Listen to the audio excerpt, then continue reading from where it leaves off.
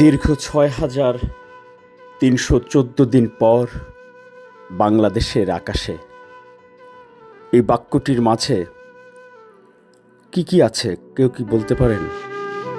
একজন দেশপ্রেমিক রাজনৈতিক নেতা কেমন বাস্তবতা হলে এতগুলো দিন নিজ মাতৃভূমি, নিজ জন্মভূমি, নিজ পরিবার, মা, নেতাকর্মী, সমর্থক, দেশবাসীকে ছেড়ে নির্বাসিত জীবন কাটাতে হয়?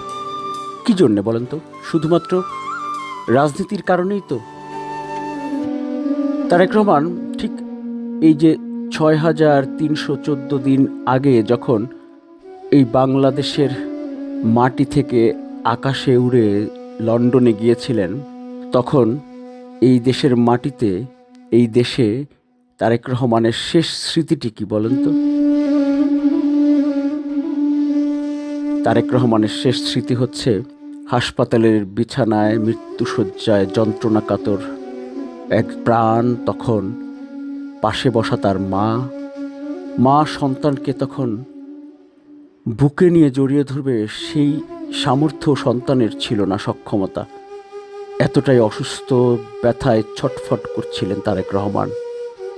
হয়তো মায়ের সামনে কোনো মতে কষ্ট চেপে পাথর হয়েছিলেন।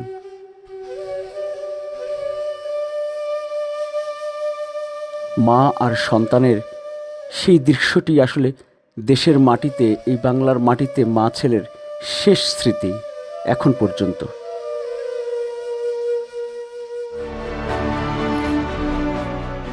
ঠিক আজকে যখন ১৭ বছর পর তারেক রহমান দেশে, সেই ২০০৮ সালের ঘটনার উল্টো চিত্র। তখন হাসপাতালের বিছানায় মুমূর্ষু ছেলের পাশে অশ্রুসিক্ত মা, আর আজ ১৭ বছর পর মুমূর্ষু মায়ের পাশে সন্তান।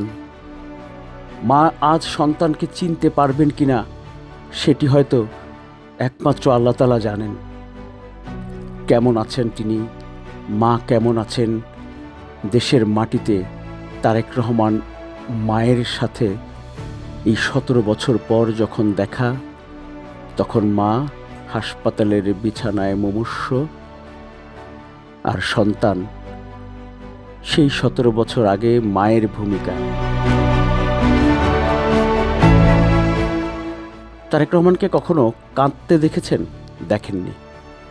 আজকেও হয়তো চেপে রাখবেন, কিন্তু তারেক রহমানের ভেতরটা যে চিৎকার করে আকাশ বাতাস কাঁপিয়ে কান্না করবে, এটি তো প্রতিটি সন্তানই বুঝতে পারেন, তাই না? নাকি এখানেও রাজনীতির প্রতিহিংসার বুলি আওড়াবেন?